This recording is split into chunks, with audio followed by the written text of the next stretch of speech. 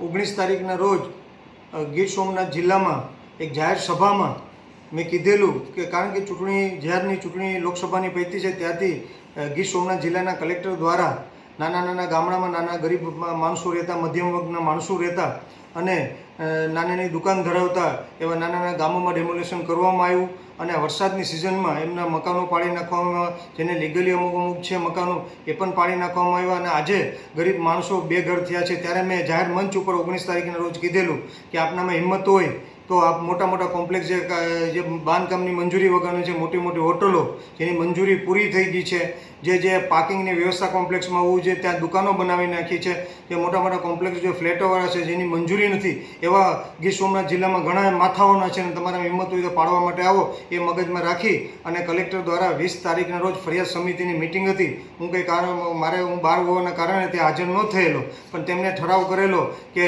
કોઈ પણ ધારાસભ્યની ગ્રાન્ટમાંથી હોય તો કોઈને ધારાસભ્યની તકતી ઉપર ફોટા ન હોવા જોઈએ એવો ઠરાવ કરવામાં આવ્યો અને એ ઠરાવ કરવા પછી એમને તાત્કાલિક ધોરણે બીજા દિવસે જે મેં 2020 અને 21 અને 22ની ગ્રાન્ટમાં જે બસ સ્ટોપો લોકોને બેસવા માટે બનાવેલા હતા તેના બસ સ્ટોપો ઉપર મારા ફોટાવાળું બેનરો ચોંટાડવામાં આવેલા હતા.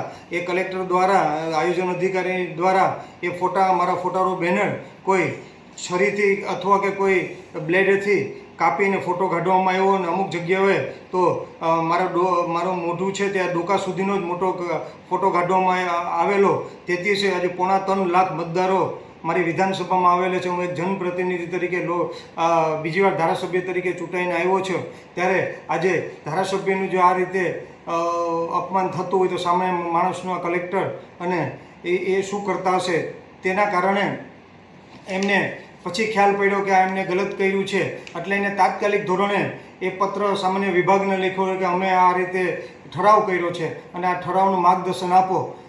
આ કૃત્ય કર્યા પછી એમને લખ્યું છે એટલે એમને ગલતી કરી, એમને ખ્યાલ પડી ગયો કે આની ઉપર અમારી ઉપર કાર્યવાહી થઈ શકે છે અને એ કારણોસર એમને તાત્કાલિક ધોરણે સામાન્ય વિભાગનું માર્ગદર્શન માગેલું અને ઠરાવમાં કોપી મેં માગેલી. તો જે સામાન્ય વિભાગે ઠરાવ કરેલો છે એ કોપીમાં એમ જ લખેલું છે કે ધારાસભ્ય હોય તો હવે તેની તકતીમાં એમનું નામ હોવું જોઈએ, એમની ગ્રાન્ટમાંથી કોઈ એવો ઉલ્લેખ નથી કરેલો કે તેમનો ફોટો હોવો જોઈએ કે નહીં. અને તકતી ઉપર અમે કે ફોટો લગાડેલો નથી, અમે તો બસ સ્ટોપ ઉપર લગાડેલો છે અને એમ્બ્યુલન્સ હોય તો એમાં લગાડેલો છે. ભારતીય જનતા પાર્ટીમાંથી વડાપ્રધાનનો પણ ફોટો હોય છે, મુખ્યમંત્રીશ્રીનો ફોટો હોય છે, મંત્રીઓ સરકારના મંત્રીઓનો પણ ફોટો હોય છે, બસ સ્ટોપમાં હોય છે, એમ્બ્યુલન્સમાં હોય છે, 108માં હોય છે, ખિલખિલાટમાં હોય તો તેમના ફોટો અડવામાં નથી આવ્યા. અને ખાસ હું કોંગ્રેસનો ધારાસભ્ય છે એટલે મારું અપમાન કરવા માટે થઈને આ કરવામાં આવેલું છે. એ જ ડેમોલેશનમાં પણ કલેક્ટર દ્વારા એ જ કરવામાં આવ્યું અને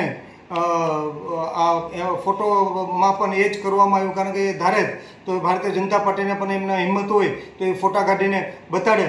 પણ હું તો એવું સમજી રહ્યું છે કે કલેક્ટર ડાયરેક્ટ ભારતીય જનતા પાર્ટીના પટ્ટો પહેરી અને કામ કરતા હોય એવું મને લાગી રહ્યું છે. હું તો એમને જાહેરમાં કહું છું, તમને રાજનીતિનો એવો શોખ હોય તો પ્રજાના ટેક્સના રૂપિયા પગાર શું કામ લ્યો છો? રિઝાઇન કરી અને આપણે રાજનીતિ કરવાનો શોખ હોય તો મેદાનમાં આવી જાઓ. હું આપને જાહેરમાં કહું છું. ત્યારે ખાસ કરીને રોજ આ કરવાના કારણે મારા વકીલ દ્વારા, સંઘવી સાહેબ દ્વારા તેમને નોટિસ મોકલવામાં આવેલી છે કે વિકાસ કામોમાં લગાવેલા બોર્ડમાં ધારાસભ્યનો ફોટો કાઢી નાખવા અથવા કે વિકૃત કરવાની કાર્યવાહી સંબંધે ભારતીય ન્યાય સહિત 2023ની કલમ 356, 198, 199, 201 અને અન્વયે કાર્યવાહી કરતા પૂર્વે વૈજ્ઞાનિક નોટિસ તેમને આપવામાં આવેલી છે. 10 દિવસમાં એમને જવાબ દેવા માટે નોટિસ આપવામાં આવી છે.